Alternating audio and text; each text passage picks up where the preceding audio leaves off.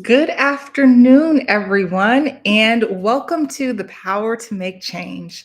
My name is Leslie Brown Rawlings. I use she, her pronouns, and I have the pleasure of serving as Beloved Community's Vice President of Strategy.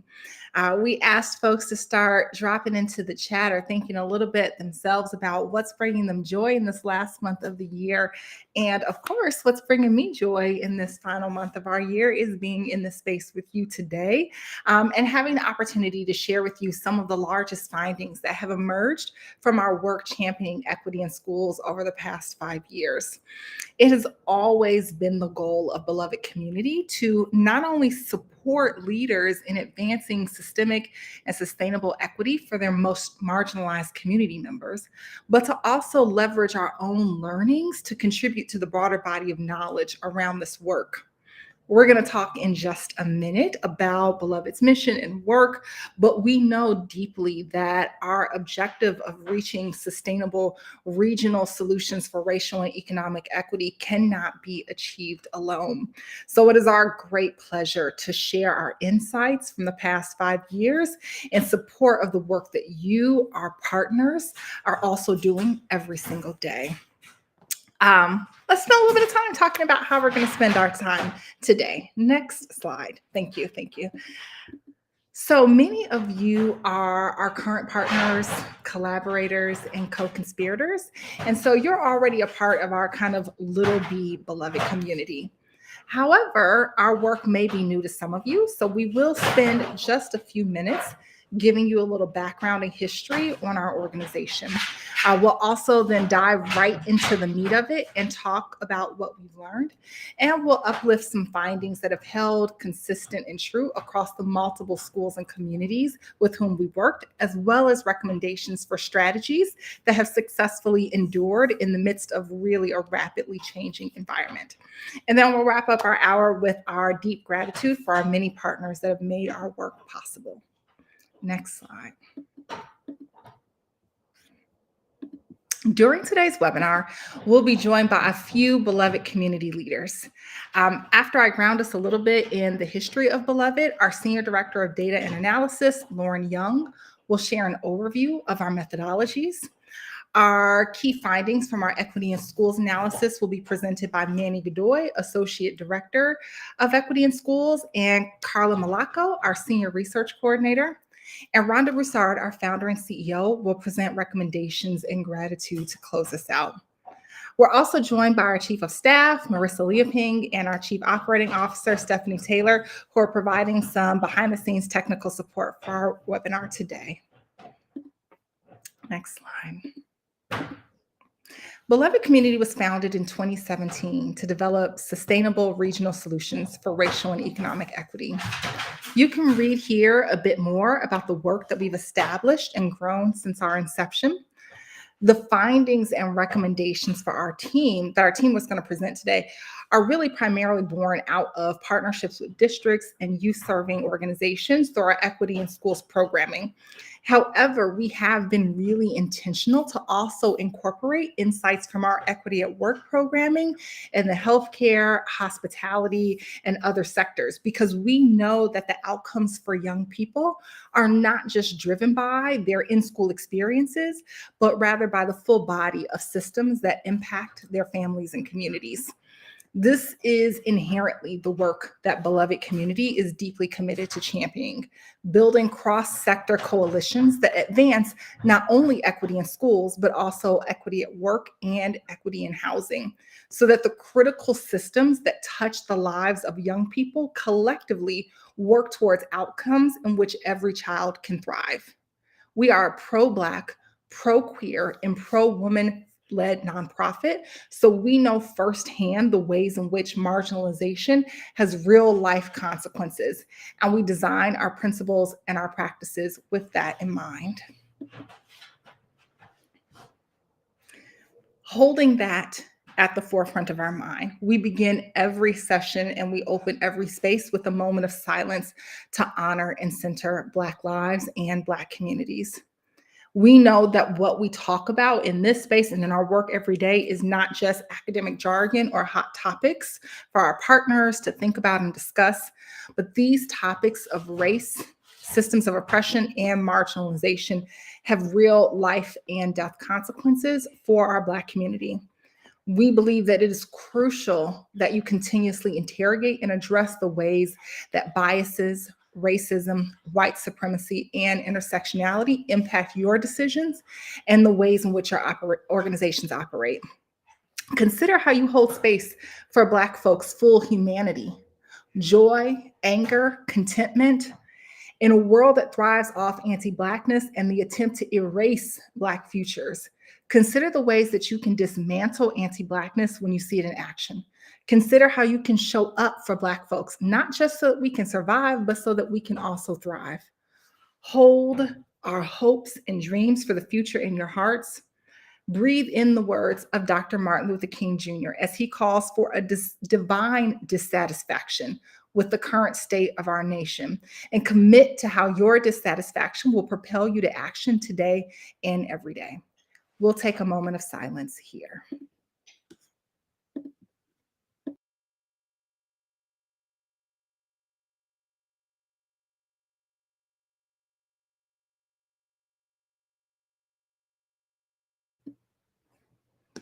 Thank you for holding that moment. Next slide.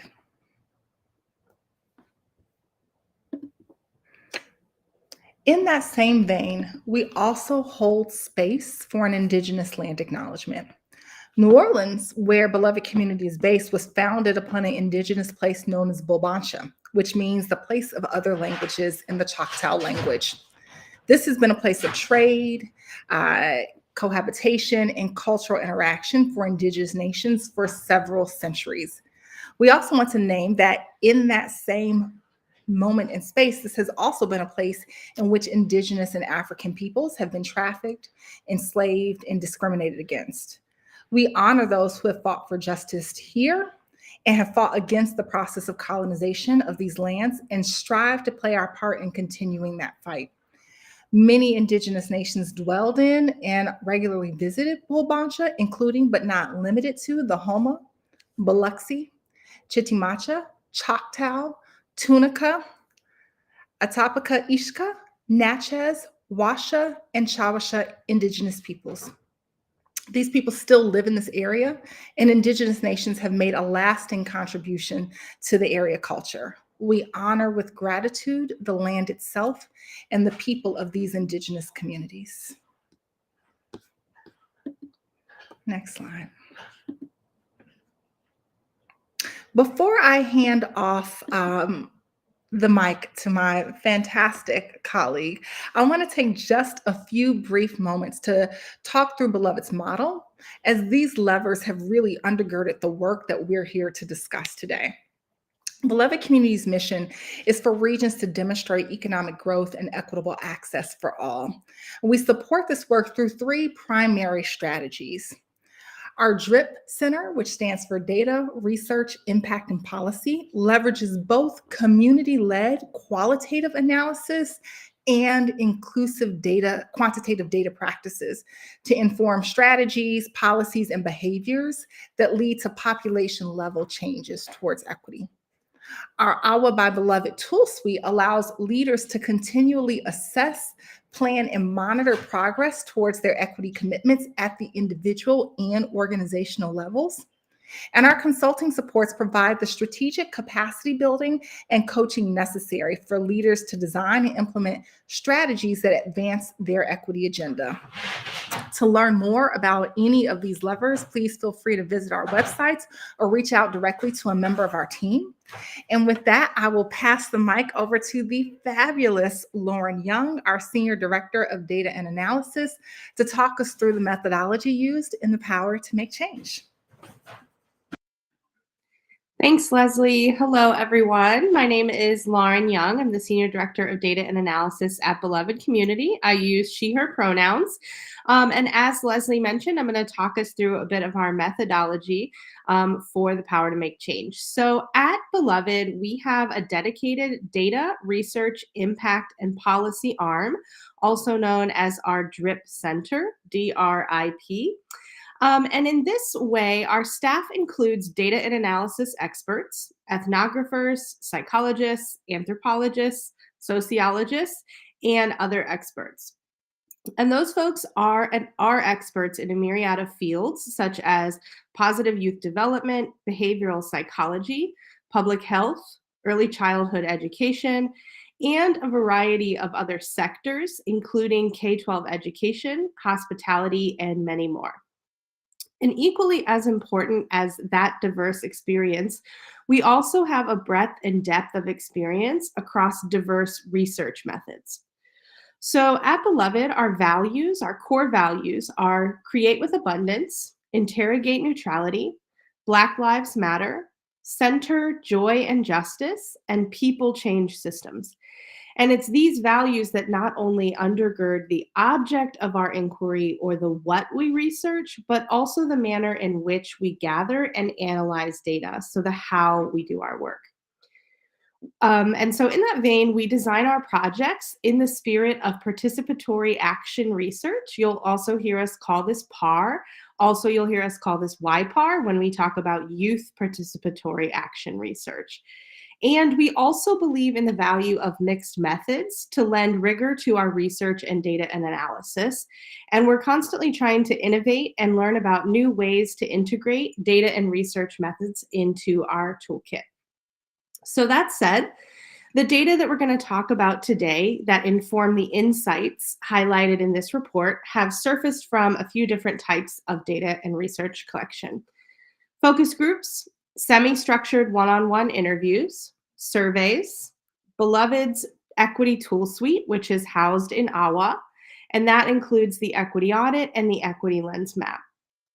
Also, participant observation or ethnographic research, for example, school site visits, as well as pre and post surveys with cohort and programmatic participants.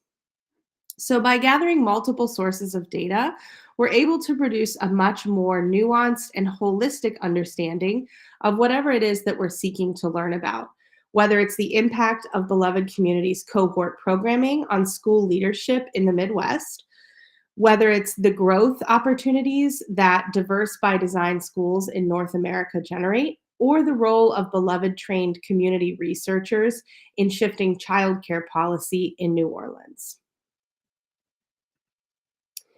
And so, as Leslie mentioned, we work with a number of actors to advance equity in schools, from supporting building administrators to youth development leaders, boards of directors, and youth themselves. So, what you see here on this slide is our mutual accountability framework, which really keeps us grounded in the unique roles that each of these groups play in advancing equity in schools. And so, our conversation today about the power to make change primarily focuses on the opportunities for school leadership, elected and appointed boards, and philanthropic and advocacy leaders to make change at scale. And you'll see that our key findings, which we'll talk about in a minute, really emphasize the importance of the mutual accountability framework, that inclusive practices are really essential to generating that very power to make change. And so with that, I'll pass it off to the brilliant Manny, who's our Associate Director of Equity in Schools, to kick off our discussion around the key findings in our report. Awesome. Thank you so much, Lauren. Buenas tardes. Good afternoon, everyone. One of the big headlines coming out of our key findings and all of the research that we've gathered is that well-intentioned DEI efforts are not enough. So what specifically will we be looking at then? So on the next slide here, we have identified 4 key findings from our research. These findings are representative of schools in the Midwest and the Mid-South, such as Kansas City, Indianapolis, and New Orleans. Also, these findings really represent the lived experiences of students, families, and educators within charters, district, private, suburban, and urban schools. So let's dig into some of these findings. The first thing is that belongingness matters for youth and adults.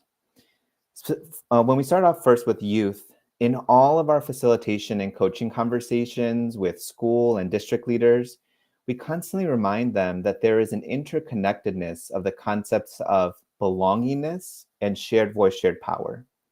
And within education, actually, shared voice and shared power asks schools to identify what are the opportunities that they can create for students to bring their voice to bear, especially when it comes to decisions that impact them. Not only do we see in our data a higher recognition among educators that shared voice, shared power practices matter in the schools, but also that the populations who are least likely to access these structures are youth and families who identify as BIPOC or Black, Indigenous people of color. Most recently in a lot of our coaching calls, we have heard from school leaders wanting more research that explicitly connects youth belongingness, shared voice, shared power, and academic performance so that they really have the fuel to continue providing a holistic education to their students. Now, talking about adult belongingness, that also is extremely important. So our findings say, recruitment and retention of BIPOC faculty and staff are the most common priorities we see in organizations' equity work plans, which we facilitate in our coaching conversations at Beloved Community. And so what we know to be true is the following statement. Employers have a better chance at retaining diverse staff when their staff experiences of fatigue are lowered and where staff reports of belonging are higher. So educators need differentiated professional development support to effectively reduce fatigue and advance belongingness. Let's move on to our second finding. Policy protects practice, period. School, district, and state policy can either support the work that educators have been doing for decades, or it can dismantle it. Policy advocates and policymakers can protect education research and practices that have shown really great promise for all of our youth. Our third finding here, elected and appointed school board members need their own training and accountability for equity measures. For those school board members who are ready and willing, we have really found that providing technical and adaptive DEI training really helps them better contextualize their school community and also identify strategies to best support recommendations that are directly coming out of the school and district leaders, and of course, that are directly coming from students and families that they were elected to serve. Last but not least, people change systems. Research demonstrates the value of sustainable change versus repeated change efforts, which can really undo valuable past work. So measuring sustainable change for equity in schools will take generations. I really want to underscore that. It's going to take time. So it's really important for us to identify potential leading indicators that will signal sustainability. So you might be asking, where do we start? Well, we start with the people. At Beloved Community, we believe into tapping into the hearts and minds of people by helping them deeply understand what inequities are most prevalent for their communities and help them build the knowledge and skills to make sustainable, systematic change. We've also found that the readiness level of building principals, district superintendents, and state commissioners to lead on equity measures is a primary indicator of sustainable practices in their communities. School leaders who have embraced the importance of not just listening to youth, but also providing a seat at the table, which is considered shared power, with topics of school and district level decisions, they have seen a greater level of investment, passion, and care from their students for their own learning and their school community. So at this point, you're probably asking yourself, what do we do, right?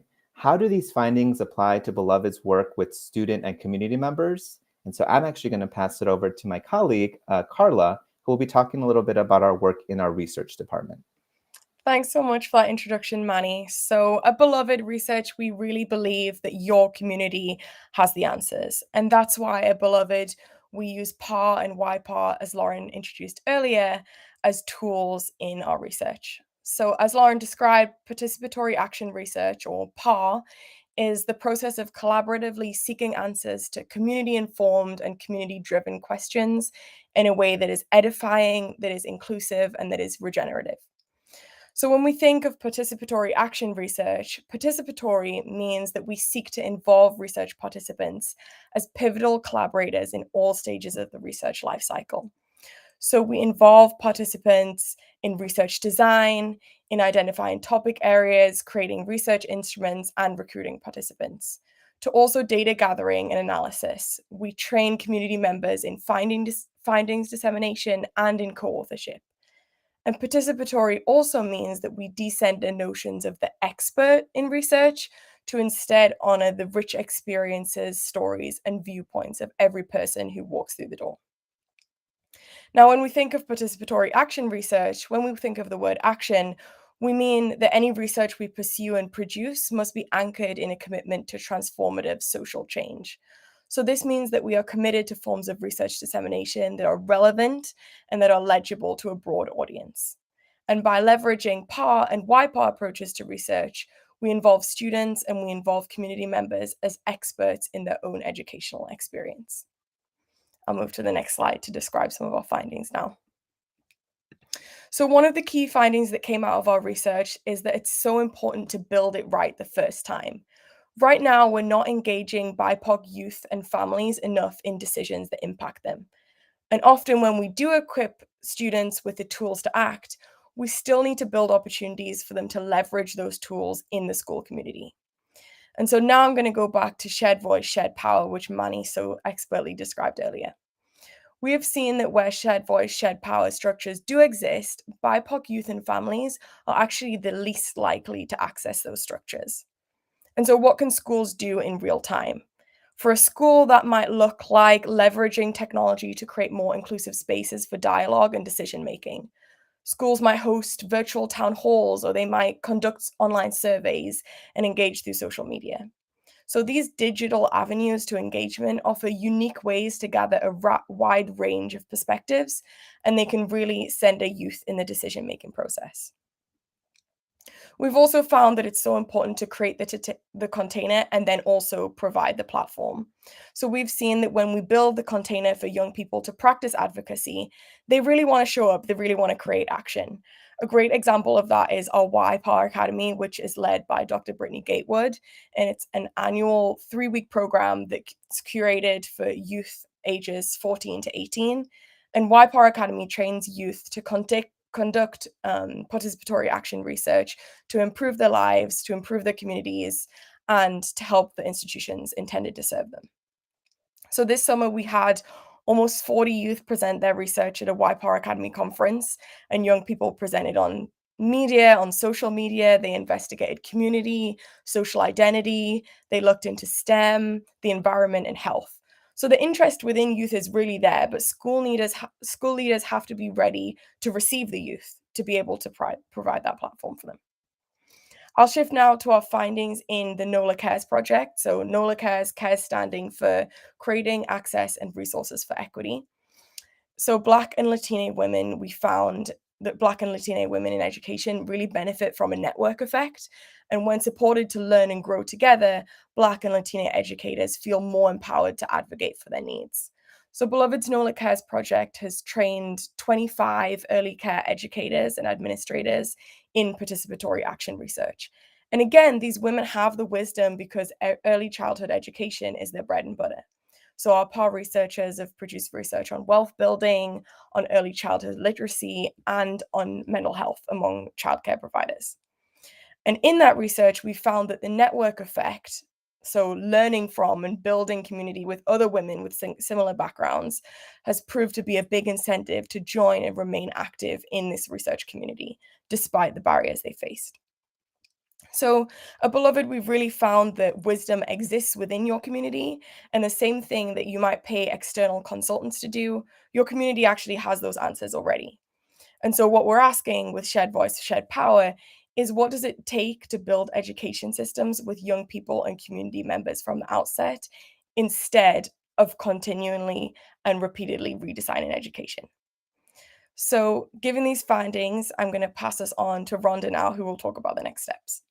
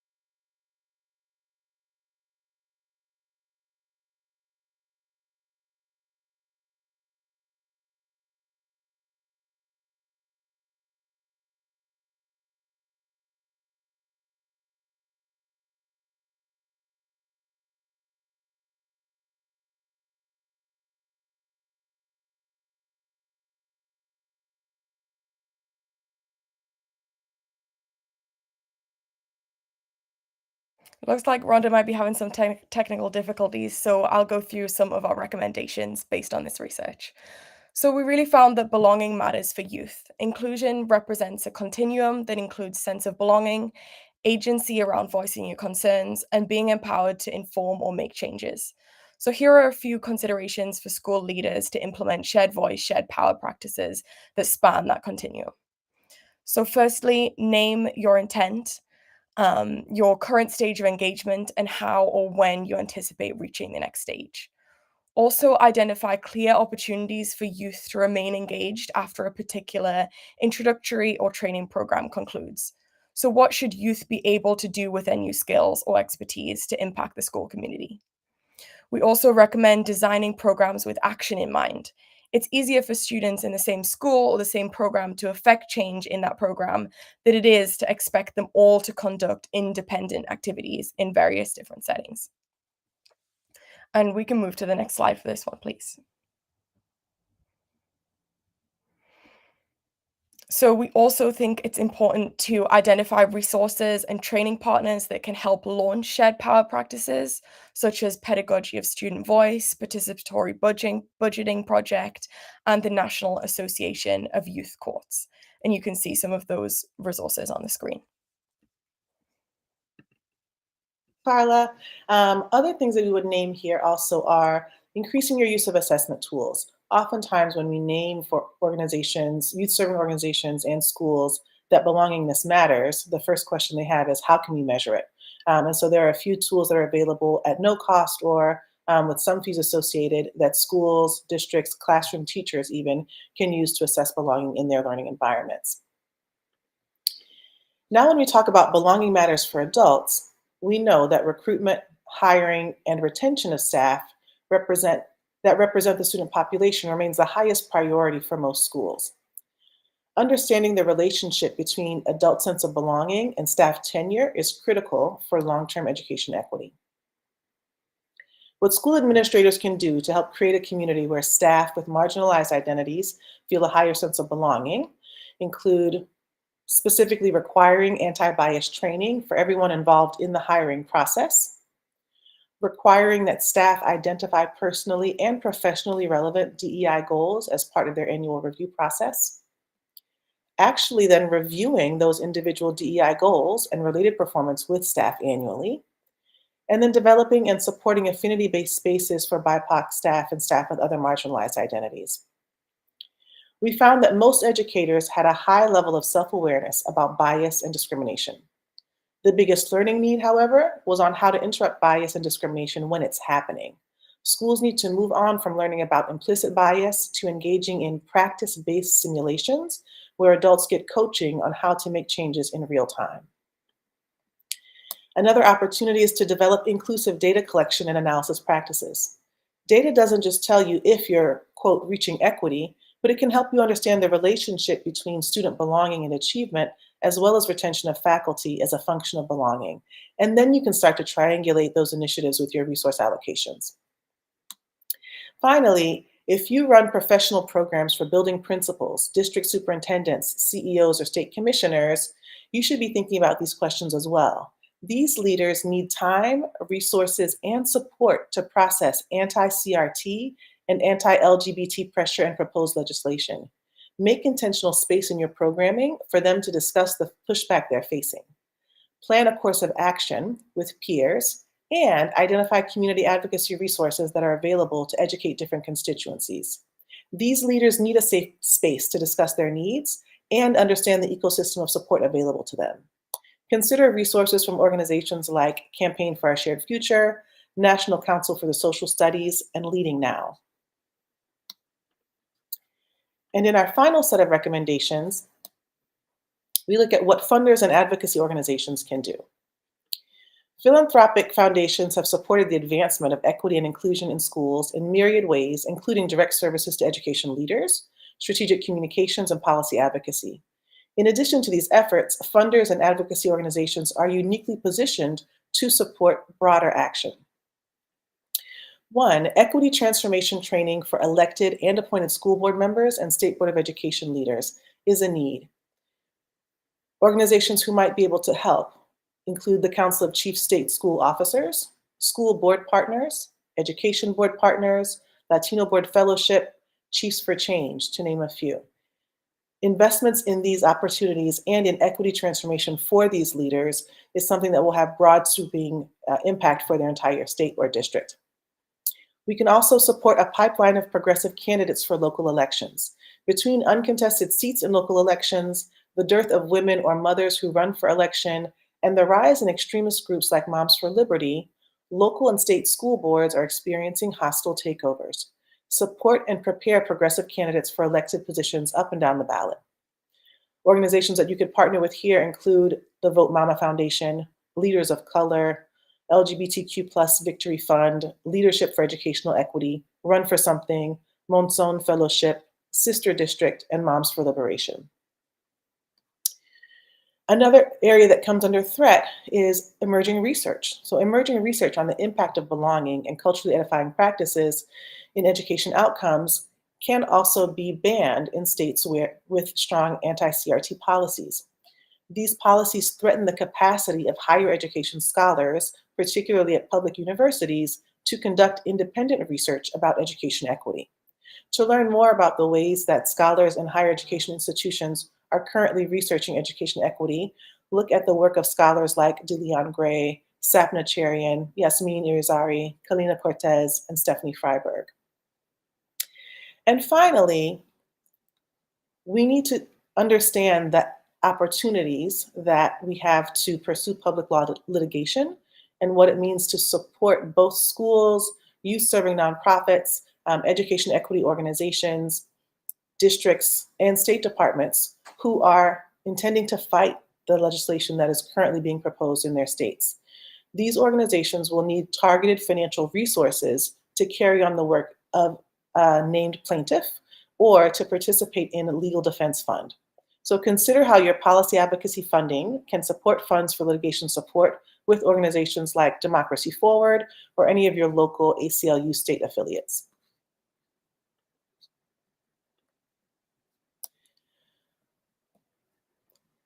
Join us for a deeper look at the power to make change. We will release the full brief via our website on December 22nd. If you're interested in learning more about the role of participatory research methods in advancing anti-racism and DEI, we have edited a special edition of the Journal of Participatory Research Methods that will be released on their website in December as well. We look forward to hosting a webinar with scholars from the special edition in 2024. And at this point, we have a little time for questions. If there are questions from the community about the work that we've done so far, the recommendations that we have around the power that we all have to make change for education equity.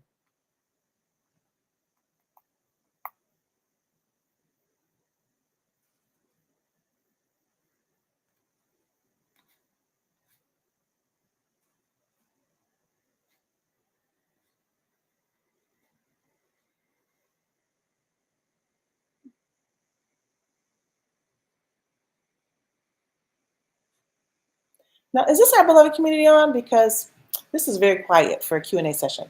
I'm not used to the sound of crickets out here. While folks are thinking, one of the questions that I wanted to name for the team who's been presenting with us today is, what do you see as an opportunity for young people who have already done the training in participatory action research, or adult leaders who have already done their participatory action research work and want to engage in a deeper way in their local communities?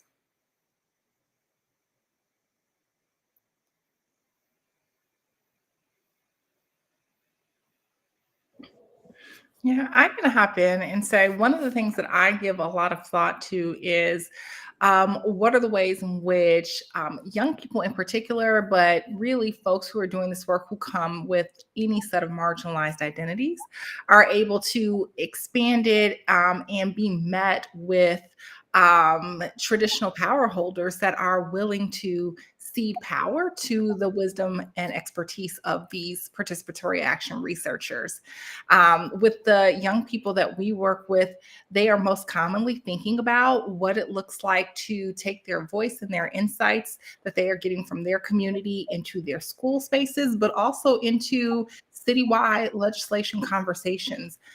Almost every city that we're doing work in is having some citywide conversation about youth outcomes, pathways for young people, and largely host tables that don't include those young people and those voices. So I think that those are some of the direct next steps that oftentimes folks that are in partnership with us and going through this training are starting to see as the most likely and fruitful spot for them to be able to bring their insights, bring their learnings, and then start to push for some transformation, some change. And it's really the work of us as folks who are committed to this on the back end, then to be pushing those leaders, pushing those power holders to understand what it looks like to truly honor that voice, truly cede power to young people or researchers with marginalized identities, so that they are being given meaningful seats at the table where their voices impact the decisions coming off those tables and are not being placed there in a performative way that doesn't actually allow them to influence meaningful decisions and change. Absolutely. Thank you, Leslie. I can also jump in and share a little bit on the adult side. I've had the privilege of working very, very closely with a lot of our senior leaders. So examples of titles would be assistant superintendents, directors of DEI for a school district. And there are two big lessons learned that were coming out of this. One is there needs to be an honest, courageous conversation about when we say DEI and this school setting, this district, what does that mean, right? What are the risks and rewards that we need to put on the table? Because we always know, as a former school leader myself, there are constant competing commitments. And so we need to be very mindful about having that conversation and be okay that it might take a little bit longer than we anticipated, which in all of our coaching conversations is okay. We want to lean into the community and push back on any potential white supremacy norms of acting with sense of urgency when we might actually need to slow down a little bit and have an honest conversation. So one is alignment with the leadership team, school board members, whoever's making the decisions. And then the second, when I think about YPAR folks, the Youth Participatory Action Researchers, we have been seeing that they are fired up. They're like, thank you so much, leaders, for giving us this training, this space. And now they are itching to actually put their skills into practice. A really strong example where this is really thriving, there is a school district in Kansas City where they're having their students from the middle school campus interrogate some of the school policies. And the leaders are not going to decide that, right? The YPAR researchers are going to look at the lists and also say, from my lived experience as a student here, these are the following ones that I want to interrogate alongside with you, decision makers. And it's just so great to hear that they have the confidence and they have some research methodologies that they want to dig into. So I will say that the second learning is once we get our youth up and running with these skills, make sure that there are concrete opportunities for students to interrogate a policy or a practice within your school building. Absolutely. Leaders need to be ready to embrace the work that young people are bringing to them instead of bracing for the criticisms or well-founded concerns that young people have about their experience. We have a new question about professional development. So if we're considering professional development for our staff based on these findings, what would y'all recommend? I do want to reiterate a couple of resources that Carla named earlier, particularly when you're thinking about this work for young people in an entire school or a school system. There are shared power practices with lots of training and supports for schools. One particularly is around the pedagogy of student voice, right? When we're talking about the work that young people can do in early elementary school up through their post-secondary studies and environments, When your teachers are trained with the pedagogy of student voice, regardless of what your written curriculum is, they can incorporate that pedagogy in ways that empower young people with their own agency. Another example is the Participatory Budgeting Project, which is a national nonprofit that has really strong supports and trainings for school systems and districts who want to engage young people in budgeting for school-specific needs. And so it's both an exercise for how to create a more democratic environment in your school and preparing young people for democratic engagement outside of school.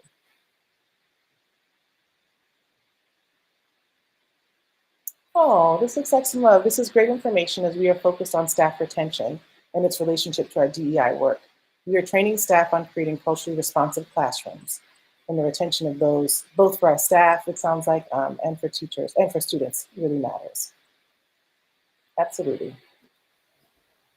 I wanted to share a little bit about this question about professional development. Go for it. We have a series of sessions that we provide in our team. Examples of just even having a conversation of when we say student belongingness, what does that actually mean? What does it look like? How do we measure it? And the same for adult belongingness. Other popular sessions that we do is debiasing talent practices, right? So we really want to be mindful of not only should we recruit diverse folks, but is the ecosystem ready to embrace authenticity from the folks that we're bringing in? So we have honest conversations both about the technical and adaptive things when it comes to debiasing talent practices. And most recently, related to the last comment about culturally responsive spaces, I'm very excited that we are refining and launching some professional development on what does it actually mean when we say culturally responsive teaching versus culturally responsive leadership, which go hand in hand, right? If you want teachers to be culturally responsive, you need to make sure that the leaders are ready also and know the knowledge, skills, and mindsets for that. So those are some examples of some PD we offer. Absolutely. Carla, it looks like there's a question here about our networking model. So we named that Black and Latino women benefit from a network effect. How will a school or institution start the process of creating a networking model for marginalized folks? Thank you so much for this question, Sean. I love it because it really speaks to the findings that we had. And I think for creating the networking model, it really starts with the basics, right? Are you having conversations between marginalized folks in a school community, in an organization? Are those conversations happening? And then based on those conversations, what's the community that's being built? And that's something we really saw in the NOLA Cares project, right? Is that sometimes the things that are most effective in the research that we're doing, in the power work that we're doing, is the simplest things of just being able to have a conversation, being able to build community between these women. I also wanted to go back to the question earlier around young people who've gone through these training programs and then want to go out and make change in the communities. And I think it's important to remember that change starts at home, right? So students have an incredible space to be able to create change within their own school system. And when the platform is there for them to be able to create that change, it can be really powerful. So I would recommend that for students. I would say also that working collaboratively is really important too, right? We've seen from our YPAR Academy, we had one YPAR Academy student who took her project from the YPAR Academy and then expanded it out and continued to do research in a community. So that kind of collaborative piece, and once you've found something that's really important to you, continuing to work on that within your community is really important.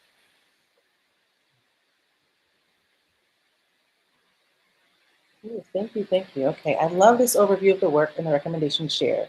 When working with school leadership that may have resistance to DEI and belonging work due to state legislation, what's a good first step?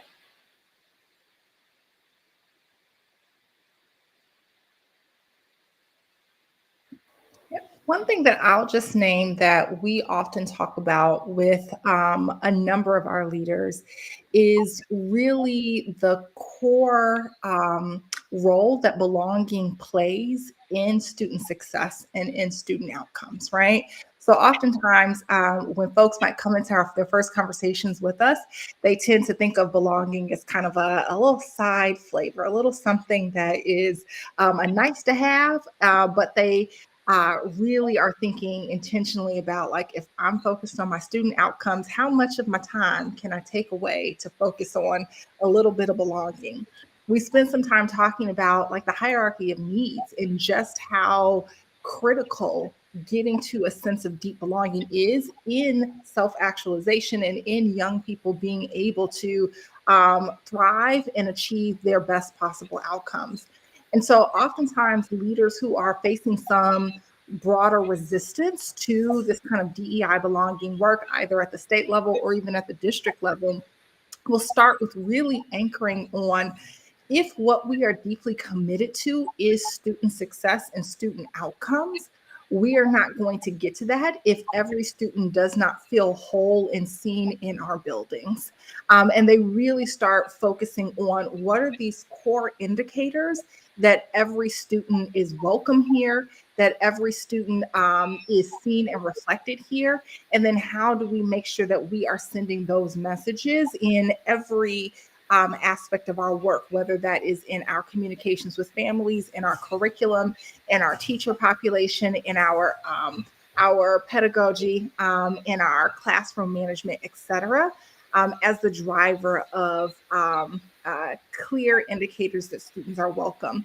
And so unfortunately, in some spaces that comes with using different language, like talking about students feeling welcome and seen, and maybe not always being able to say we're talking about DEI and belonging, but they are certainly anchoring it around, what is the work that we are ultimately here to do?